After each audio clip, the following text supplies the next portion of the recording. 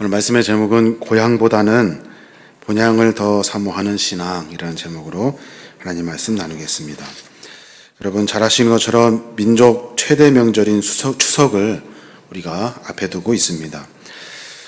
민족 최대 명절인 추석은 신라 제3대 왕이었던 유리 이사금 때부터 시작되었대요. 신라왕 유리 이사금이 기원전 20년 사람이니까 지금으로부터 약 2000여 년 전에 추석이 시작된 거예요. 추석을 맞아 제일 먼저 생각나는 것이 뭡니까? 아마도 고향으로 향하는 귀성행렬일 거예요.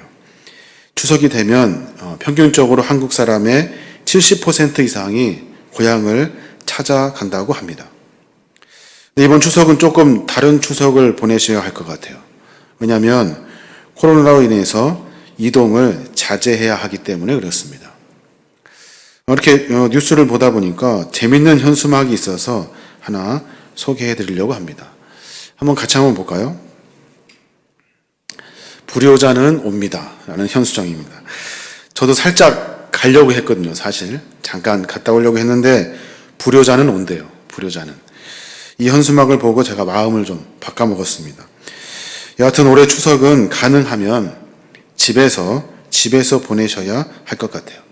전국에 흩어진 가족들 모두에게 전화하셔서 오지 말라고 하셔야 돼요. 옛날처럼 전 국민 70% 이상이 이동하면 코로나로 더 힘들어질 것이 자명합니다. 조금 앞을 내다보고 조금 참아야 할 거예요. 근데 다들 이렇게 미리도 가고 또 움직이려고 하는 것 같아요. 어디 놀러 간다는 사람도 있고, 여하튼 어떻게든지 고향은 한 번씩 다 찾아가려고 그렇게 몸부림을 칩니다. 왜 이렇게 사람들이 고향을 그리워할까요? 사람들이 이렇게 고향을 그리워할까요? 성경을 우리에게 분명히 가르쳐 줍니다. 하나님께서 사람을 창조하실 때 그 마음에 영혼에 대한 그리움, 그 사모하는 마음을 주셨다는 거예요. 오늘 우리가 함께 읽었던 본문 전도서 3장 11절에 보면 그렇게 나와 있어요. 하나님이 모든 것을 지으시되 때를 따라 아름답게 하셨고 또 사람들에게 영혼을 사모하는 마음을 주셨느니라. 영혼을 사모하는 마음을 주셨대요. 영혼이라고 하니까 조금 어려운데 표준 세번역으로 이것을 아주 잘 번역해 놨어요. 전도서 3장 11절에 보면 그렇게 말해요. 더욱이 하나님은 사람에게 과거와 미래를 생각하는 감각을 주셨대요. 과거와 미래를 생각하는 감각을 주셨대요. 영혼이 뭐냐면 과거와 미래를 생각하는 감각이라고 세번역은 번역해 놨습니다. 우리가 고향을 그리워하는 것은 하나님 우리에게 영혼을 사모하는 마음을 주셔서 그렇대요. 영혼을 사모하는 마음이 뭐냐면 과거와 미래를 생각하는 감각이래요. 과거는 당연히 내가 살았던 과거, 내 고향, 내 행실, 내 습관, 내 익숙함을 말합니다. 미래는 뭡니까? 앞으로 되어질 일에 대해서, 그 일에 대한 소망을 의미하고 있는 거예요. 하나님은 사람에게 과거와 미래를 생각하는 감각을 주셨다는 거예요. 오늘 본문을 보면 과거와 미래를 생각하는 것에 있어서 아주 탁월한 감각을 소유한 한 사람이 있습니다. 그 사람이 누구냐면 아브라함이에요. 아브라함이 죽기 전에 아들 이삭의 배필을 딱 이어주려고 자기의 몸종을 고향으로 보내면서 그곳에서 이삭의 아내를 택하여 데려오라고 명령합니다. 근데 그 몸종이 뭐라고 제안합니까? 여자가 따라오려고 하지 않거든. 그러면은 이삭을 제가 고향으로 데려가서 거기서 이삭이 직접 자기 아내를 선택하게 하면 어떻겠습니까? 라고 아브라함에게 이야기를 하는 거예요. 근데 아브라함이 뭐라고 이야기합니까? 창세기 26장 6절에 내 아들을 그리로 데리고 돌아가지 아니하도록 하라. 내 아들을 그리로 데리고 들어가지 말래요. 절대로 내 아들 그 땅에 들어가지 못하게 해라 이거예요. 몸종을 따라 나설 여인이 사실 어디 있습니까? 종을 따라 나설 여인은 아무도 없을 거예요. 그 거리가 상당히 먼 거리인데 누가 그 종만 믿고 따라가겠습니까? 그러니까 이삭을 데려가가지고 이삭을 보고 이삭이 선택하여서 데려가게 제안을 한 거예요. 근데 아브라함이 단호하게 안 된다고 거절하고 있는 겁니다. 차라리 아들 장가 보내지 않겠다는 거예요. 아들 혼자 늙어도 좋으니까 고향으로만큼은 데려가지 않겠다라고 이야기하고 있는 거예요. 이 아브라함의 강한 의지가 성경이 그대로 표현하고 있는 거예요. 한번 생각해 보십시오. 왜 아브라함은 아들 이삭을 아브라함의 고향 그곳에 가는 것을 단호히 거절하고 있을까요? 왜 아브라함은 이삭이 직접 하란에 가가지고 배우자를 선택하는 것을 막았을까요? 여기에 깊은 영적 메시지가 들어있는 거예요. 여러분, 고향은 전도서의 말을 빌리자면 아브라함의 과거를 의미해요. 본문에서도 고향이라는 단어가 여러 번 등장합니다. 4절에 보니까 내 고향, 내 족속에게로 가서 내 아들 이삭을 위하여 아내를 택하라. 내 고향이라고 표현하고 있어요. 7절에 똑같은 단어가 나오는데 하늘의 하나님 여호와께서 나를 내 아버지 집과 내 고향 땅에서 떠나게 하시고, 그것을 또 고향이라고 표현하고 있어요. 고향이라는 단어를 2번씩이나 이렇게 등장시키고 있다고요. 고향이라고 표현한 단어 속에 아브라함은 아브라함의 고향에 대한 향수를 성경은 표현하고 있는 거예요.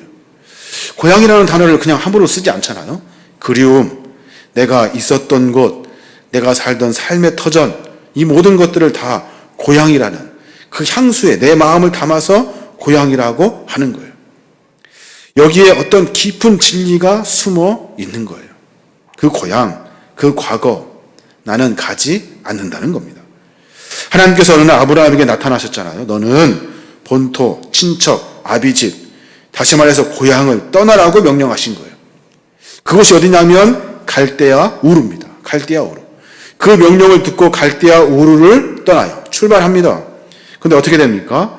가다가 하나님 말씀하신 가나안 땅으로 가지 않고 하란에 머무르요.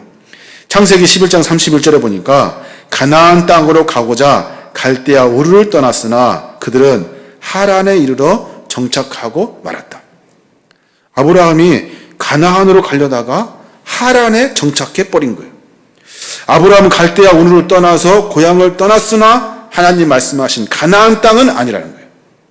그곳에 가야 되는데 하란에 머무른 거예요. 그 하란이 아브라함의 제2의 고향으로 삼고 거기에 정착하고 말았다는 거예요. 또 아브라함이 하나님께 2번째도 나타나셔요. 하란에 있을 때 나타나신 거예요. 창세기 12장 1절 2절 보면 너는 너의 고향, 친척, 아비집을 떠나라. 또다시 말씀하시는 거예요. 하나님이 그곳으로 가라 하신 것이 아니니까 떠나라고 명령하시는 거예요. 하란이 아니야. 가나안 땅이야. 말씀하시면서 아브라함은 짐을 싸서 또 떠납니다. 가나안으로 꾸역꾸역 들어가는 거예요. 고향을 다 버리고 그리고 거기 살던 모든 습관들을 다 버리고 떠난 겁니다. 그때 그 마음 언제나 익숙했던 그 땅, 갈대아 우르보다 더 고향 같은 그 땅, 그 하란을 떠난 거예요. 그래서 하란을 향해서 내 고향 하면서 그리워하는 겁니다. 우리도 마찬가지죠. 우리도 고향이 그립습니다. 고향에 가고 싶어요. 거기서 많은 사람들과 만나고 싶고 우리가 살았던 삶의 모습 가운데 그때 그 추억을 다시 새기고 싶어요. 아브라함에게도 그 마음이 있었다는 거예요. 아브라함, 몸은 비록 그것을 떠났지만 마음은 항상 그곳에 가 있었던 거예요.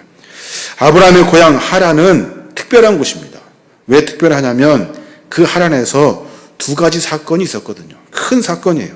하나는 뭐냐면 사랑하는 아들 이삭을 죽이라는 하나님의 명령의 사건입니다. 난데없이 하나님께서 아들을 바치라는 거예요. 얼마나 고민했겠습니까? 여러분 잘 아시는 것처럼 이삭을 바치려고 출발합니다. 또 하나 사건은 뭐냐면 자기 아내, 사랑하는 아내 사라가 그곳 하란에서 죽은 거예요. 이 2 사건을 통해서 아브라함은 큰 깨달음을 얻습니다. 무슨 깨달음일까요? 고향에 대한 깨달음. 내가 지금까지 육적인 고향, 내가 지금까지 삶을 살았던 내 육적인 고향, 그 고향을 하나님은 떠나라고 하셨다는 거예요.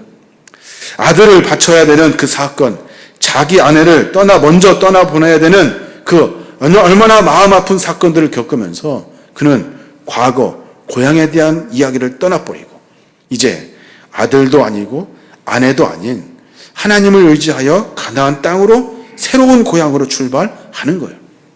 아브라함은 그것을 아주 깊이 깨닫게 되는 겁니다. 아브라함의 이야기는 고향으로부터 시작해서 고향으로부터 끝납니다. 고향에서부터 고향까지 순전히 아브라함의 이야기는 고향의 이야기밖에 없어요. 이런 아브라함을 우리는 믿음의 조상이라고 부릅니다. 왜 믿음의 조상이라고 부릅니까? 자기 아들 이삭을 믿음으로 죽이려고 했기 때문에 우리가 그를 믿음의 조상이라고 이야기합니까? 그렇지 않습니다. 그렇다 한다면, 만약에 그것 때문에 믿음의 조상이라고 한다면 우리가 믿는 하나님은, 우리가 믿는 종교는 사람을 죽이는 아주 잔인한 종교가 되었을 거예요. 그 정도 믿음이 있어야, 믿음이 있다고 우리가 인정을 받으니까 잔인한 종교가 되었을 거예요.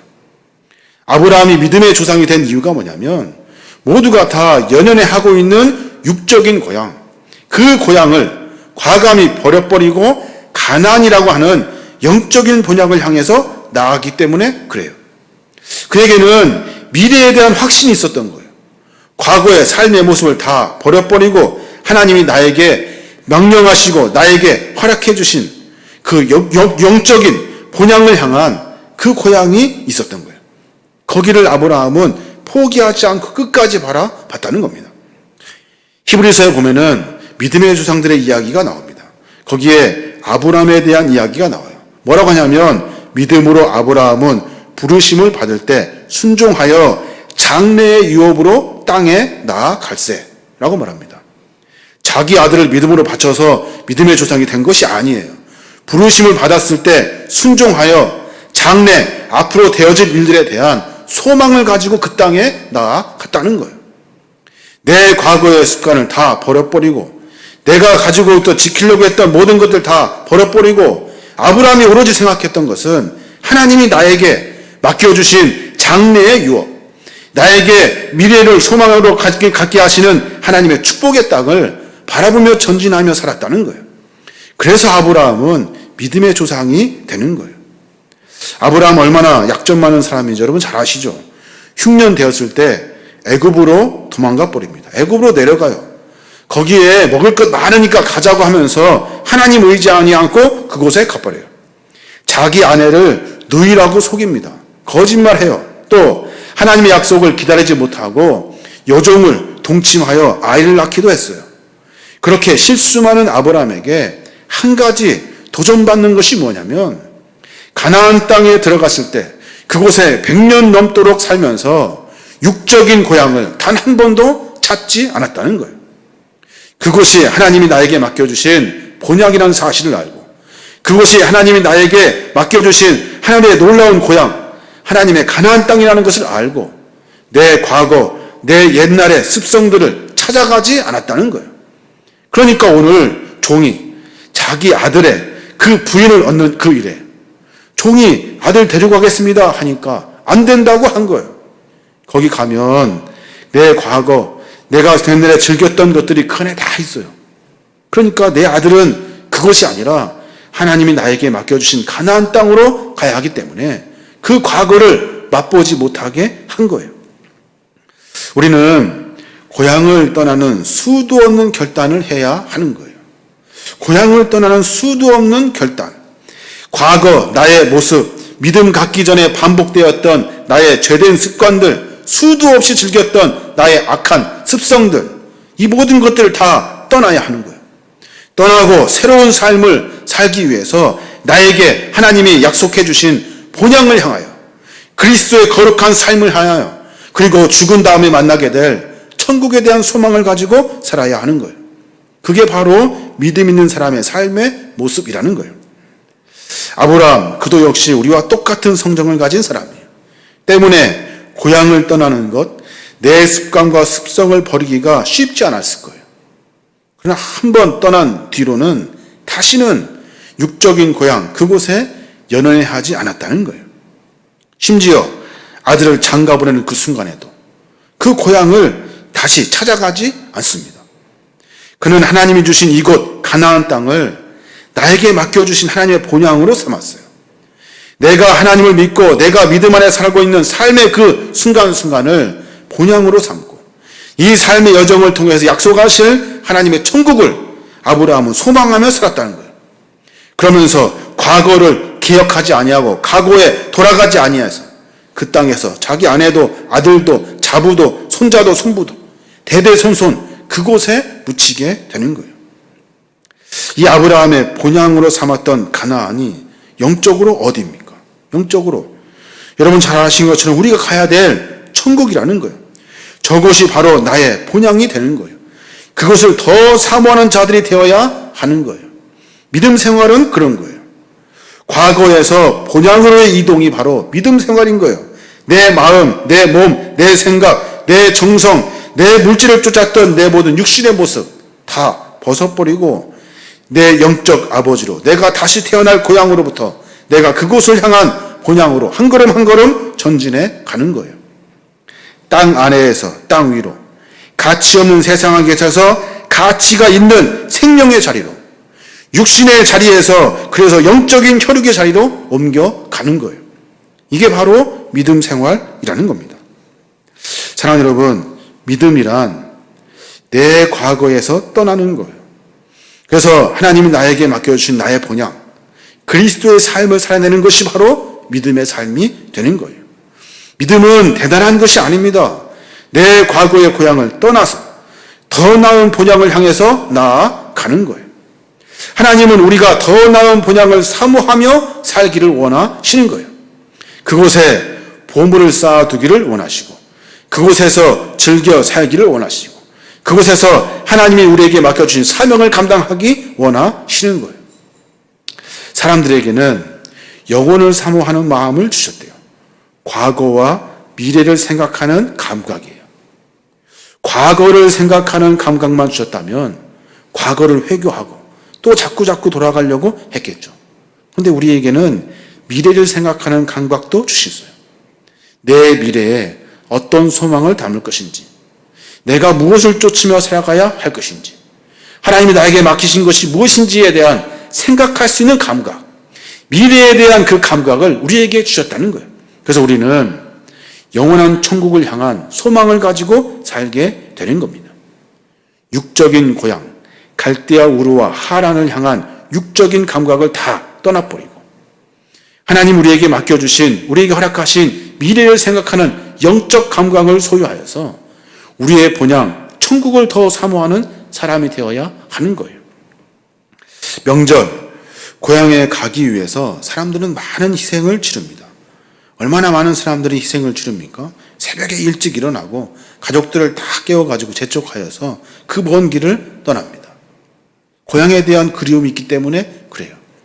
코로나 때문에 이제 가지 못합니다. 가서도 안 되고 그리고 모든 가족들이 다 그 자리에 가만히 있어야 하는 거예요. 고향을 생각하면서 우리가 무슨 고향을 이 기간 가운데 고민해야 하겠습니까? 천국에 대한 본향, 나의 영적인 고향을 다시 생각해야 하는 거예요. 이번에 갈 수 없으니까 이와 같은 열정, 막 챙겨가지고 막 고향을 찾으려고 하는 그 열정, 그 마음을 저 영원한 본향을 사모하는 그 믿음의 열정으로 바꿔내야 하는 거예요. 내 믿음은 어떤가? 내 신앙의 삶은 어떤가? 하나님이 나에게 맡겨주신 사명, 하나님이 나에게 부탁하시고 명령하신 것들, 내가 과연 믿음 안에서 천국을 그리워하고 소망하며 살고 있는가? 본향을 향해 한 걸음 한 걸음 내가 내딛고 있는가? 아니면 내 과거를 쫓아 그 전에 가졌던 내 습성들을 그대로 끌어안고 과거를 즐기며 살고 있지는 않은가? 다시 삶의 모습을 점검해 봐야 하는 겁니다. 자, 여러분, 이번 추석 기간 가운데 영원한 본향을 향해서 한 걸음 한 걸음 전진할 수 있는 믿음의 종들 되시길 바랍니다. 우리의 삶의 여정 가운데 주님 맡겨주신 귀한 사명들 잘 붙들고 하루하루 살아가야 하는 겁니다.